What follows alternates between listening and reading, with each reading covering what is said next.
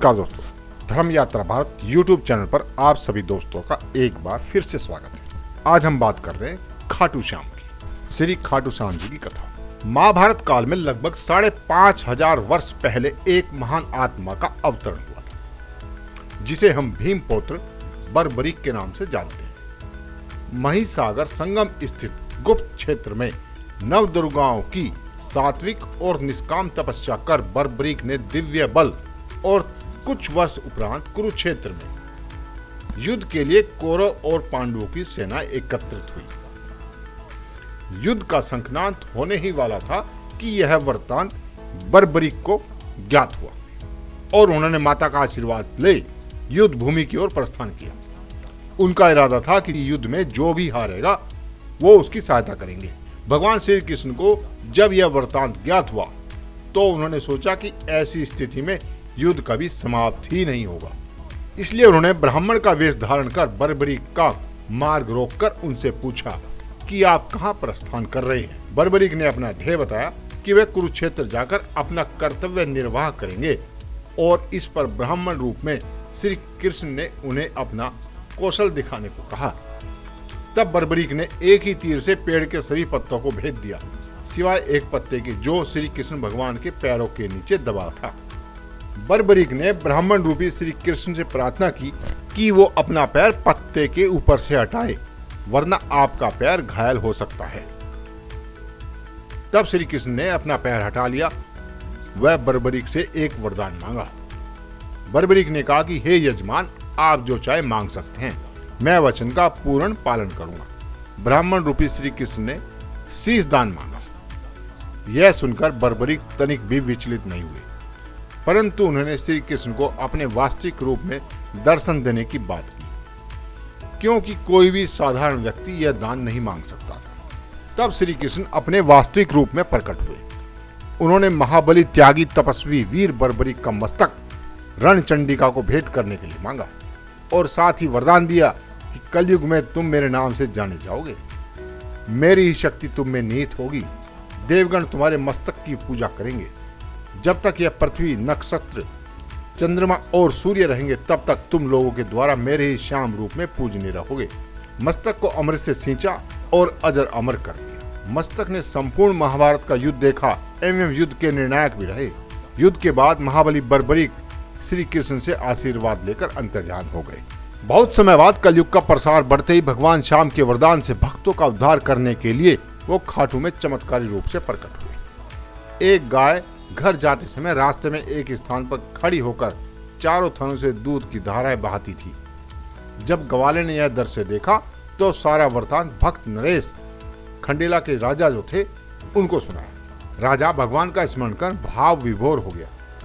स्वप्न में भगवान श्री श्याम देव ने प्रकट होकर कहा, मैं श्याम देव हूँ। जिस स्थान पर गाय के थन से दूध निकलता है वहाँ मेरा शालिग्राम शिलारूप विग्रह है। खुदाई करके विधि विधान से प्रतिष्ठित करवा दो। मेरे इस शिला विग्रह को पूजने जो खाटू आएंगे उनका सब प्रकार से कल्याण होगा। खुदाई से प्राप्त शिला रूप विग्रह को विधिवत शास्त्रों के अनुसार प्रतिष्ठित कराया गया। चौहान राजपूतों में नंबरदार कंवर हुई हैं, जिन्होंने इस विग्रह को आतताइयों के विध्वंस से बचाने हेतु झोपड़े में रखा एवं सेवा पूजा की। औरंगजेब के शासनकाल में पुराने मंदिर का विध्वंस हो गया तथा उसके बाद जहां भगवान श्री श्याम देव का विग्रह प्रतिष्ठित किया गया वो आज भी विद्यमान है, जहां देश के सभी कोनों से श्याम प्रेमी पूजा अर्चना व दर्शन के लिए आते हैं। अब नर्मदा कंवर के खानदान के ही चौहान राजपूत पुजारी हैं।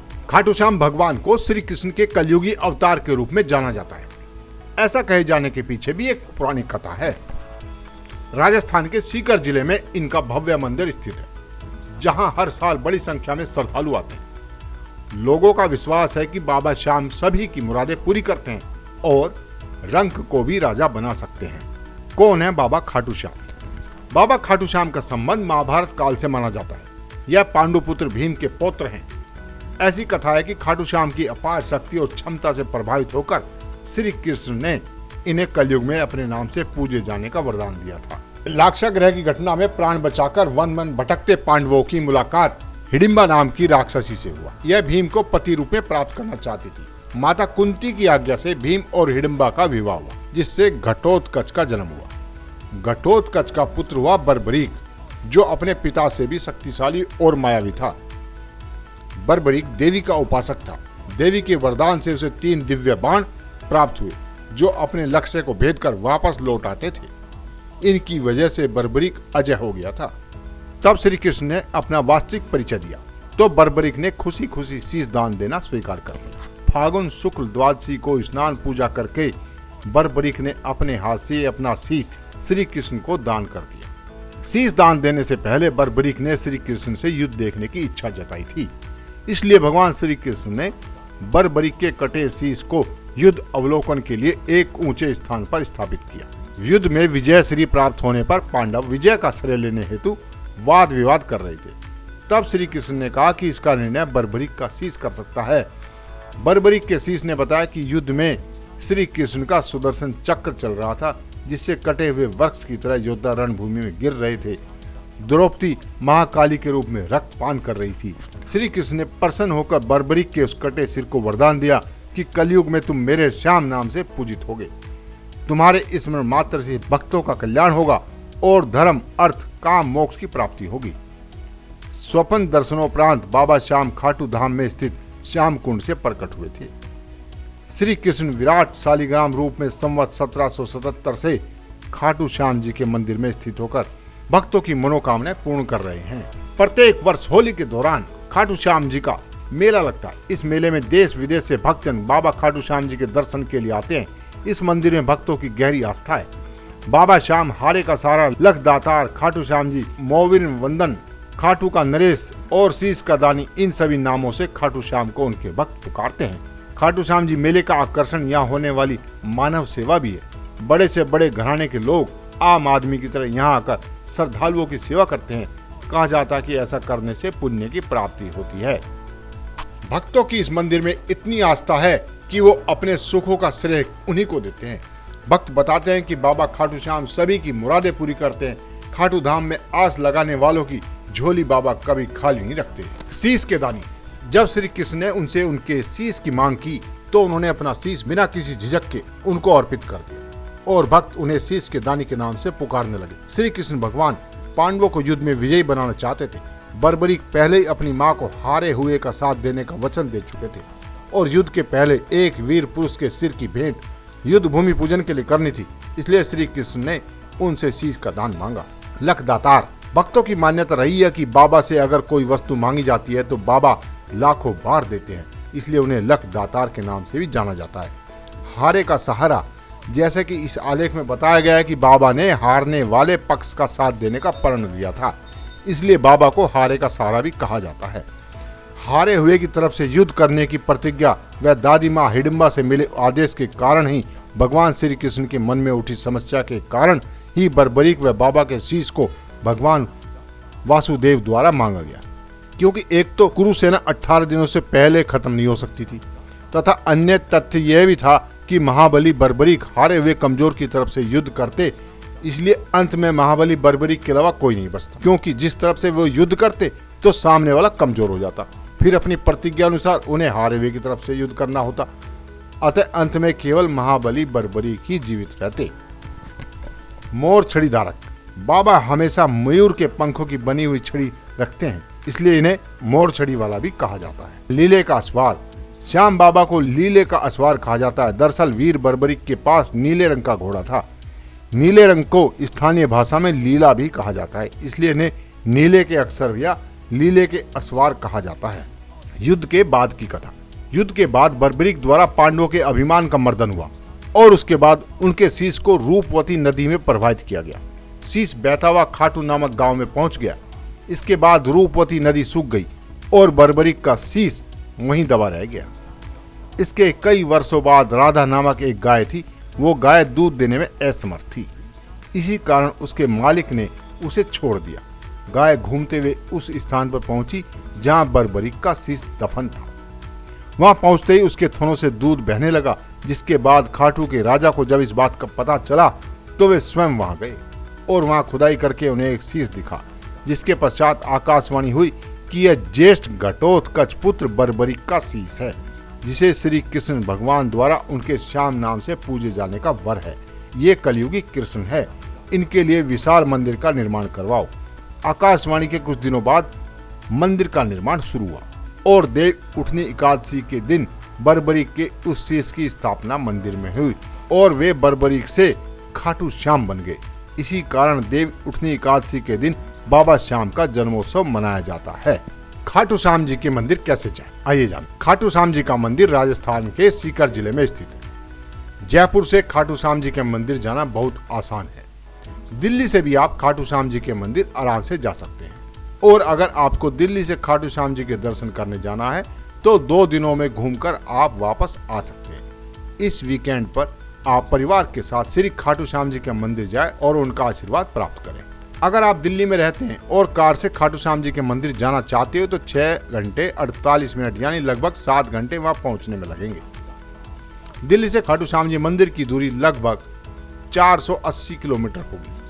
अगर आप दिल्ली से फरीदाबाद जा सकते हैं तो यहाँ से डायरेक्ट मंदिर जाने के लिए बस सेवा शुरू की गई है। ग्रेटर फरीदाबाद के रूट संख्या 905 पर यात्रियों को सेक्टर 85 पूरी प्राणायाम से सेक्टर 28 मेट्रो स्टेशन के बीच 15 मिनट पर शुभ गमन बस सेवा मिल जाएगी और इसका किराया 350 रुपये है। ये बस सुबह 9 बजे बल्लभगढ़ बस स्टैंड से रवाना होती है और खाटू श्याम जी के मंदिर पर ही छोड़ेगी। वापसी में अगले दिन सुबह 7 बजे खुलती है जो उसी बस स्टैंड पर उतारती है। इसके अलावा बस से भी आप प्राइवेट बसों में सीट बुक करके मंदिर पहुंच सकते हैं। इसमें आपको 6 से 7 घंटे ही लगेंगे।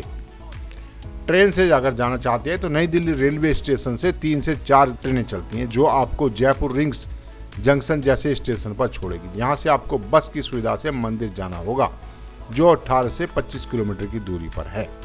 वायुयान से खाटू श्याम मंदिर कैसे पहुंचे? यदि आप हवाई जहाज से बाबा के दर्शन प्राप्त करना चाहते हैं तो आपको जयपुर के एयरपोर्ट पर उतरना होगा। दिल्ली से जयपुर के लिए कई फ्लाइट्स हैं। जयपुर से आप बस द्वारा बाबा के धाम के दर्शन कर सकते हैं। खाटू श्याम जाने के लिए कोई निश्चित दिन नहीं होता है। ये अपनी श्रद्धा का भाव है।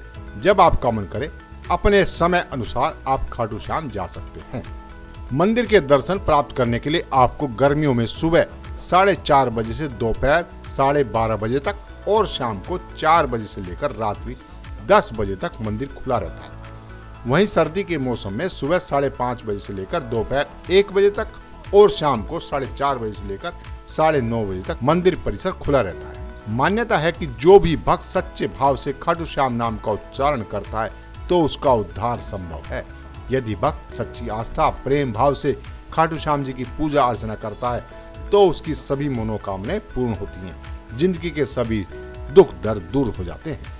खाटू श्याम जी को चूरमा, दाल बाटी और मावे के पेड़े का भोग लगाया जाता है और इसके बाद बाबा श्याम की आरती करें और आशीर्वाद लें। यदि आप खाटू श्याम मंदिर जाना चाहते हैं तो आप अक्टूबर से मार्च के बीच के महीने में कभी भी आ सकते हैं, क्योंकि खाटू श्याम का मंदिर राजस्थान के सीकर जिले में स्थित है। गर्मी के मौसम में राजस्थान के सभी जिलों का तापमान अधिक बढ़ जाता है। अक्टूबर से मार्च का महीना सुहाना रहता है, इस कारण भक्तों का यहाँ पर आना जाना लगा रहता है। यह मंदिर हिंदुओं का प्रमुख मंदिर में से एक है। आप खाटू श्याम मंदिर वायुयान और सड़क मार्ग से विभिन्न साधनों के माध्यम से जा सकते हैं। खाटू श्याम के मंदिर में रुकने की जगह और खाने की व्यवस्था कैसी है? बाबा खाटू श्याम में भारत के कोने कोने से भक्त दर्शन के लिए आते हैं और उनके रुकने के लिए यहाँ पर धर्मशाला बनी हुई है। भक्त यहाँ पर रुक सकते हैं। वहीं खाने पीने की बात करें तो मंदिर के आसपास आपको कई सारे होटल और रेस्टोरेंट मिल जाएंगे जहाँ पर आप खाना खा सकते हैं। वैसे भी बाबा खाटू श्याम के मंदिर में भंडारा हमेशा चलता रहता है। आप भंडारे के प्रसाद को भी आराम से खा सकते हैं। बाबा खाटू श्याम के दर्शन कैसे करें? खाटू श्याम बाबा के दर्शन आप 2 प्रकार से कर सकते हैं। पहला, बाबा के दरबार में जाकर और दूसरा आप घर बैठे ऑनलाइन तरीके से। कोरोना महामारी के कारण खाटू श्याम बाबा के अधिक लोग दर्शन नहीं कर पाते थे। इस कारण से सरकार ने खाटू श्याम के ऑनलाइन दर्शन की सुविधा उपलब्ध करवा दी है। बाबा खाटू श्याम के दर्शन के लिए भक्तों की काफी भीड़ रहती है और दर्शन करने में भी काफी समस्या आती है। यदि आप लाइन में खड़े होकर दर्शन को प्राप्त करना चाहते हैं तो कर सकते हैं। इसके ऑनलाइन माध्यम से बाबा के दर्शन प्राप्त करने के लिए आपको आवेदन करना होगा। बाबा खाटू श्याम की पूजा कैसे करें? बाबा खाटू श्याम को चाहने वाले देश में कई सारे भक्त हैं जो बाबा की पूजा अर्चना करते हैं, लेकिन बहुत से लोग ऐसे होते हैं जिनको खाटू श्याम की विधिवत पूजा अर्चना कैसे की जाती है इसकी जानकारी नहीं होती है। खाटू श्याम बाबा की पूजा अर्चना करना बहुत ही सरल है। खाटू श्याम बाबा की पूजा करने के लिए आपके पास उनकी एक प्रतिमा होनी चाहिए। आप इसको बाजार से भी खरीद सकते हैं। मूर्ति को आप जिस जगह पर रखें उसकी पहले साफ सफाई कर लें। मूर्ति के अलावा आपके पास घी का दीपक, फूल, कच्चा दूध, प्रसाद सामग्री आदि सभी सामान होना चाहिए। अब आप बाबा खाटू श्याम की प्रतिमा को आप कच्चे दूध या पंचामृत से स्नान करवाएं। स्नान करवाने के बाद आप किसी भी साफ कपड़े से बाबा की प्रतिमा को पोंछ लें। खाटू श्याम को सबसे पहले पुष्प माला पहनाएं, इसके बाद क्रमशः घी का दीपक तथा अगरबत्ती को जलाएं। अब आप पंचामृत को चढ़ाएं। पंचामृत को चढ़ाने के बाद भोग आदि लगाएं। भोग लगाने के बाद खाटू श्याम बाबा की आरती और वंदन करें। पूजा समाप्त होने के बाद बाबा खाटू श्याम में पूजा की हुई किसी भी गलती के लिए माफी मांगे। इसके बाद बाबा श्याम के जयकारे लगाएं। तो बोलिए खाटू श्याम बाबा की जय, हारे के सहारे की जय, शीश के दानी की जय, लख दातार की जय। इस वीडियो के माध्यम से हम अपने दर्शकों को अपने धार्मिक स्थानों की जानकारी देने की कोशिश करते हैं। अगर कोई त्रुटि रह जाए, कोई कमी रह जाए तो हमें माफ कर दिए, लेकिन कमेंट, लाइक जरूर करें जिससे हम आगे उस कमी को दूर कर सकें। धन्यवाद।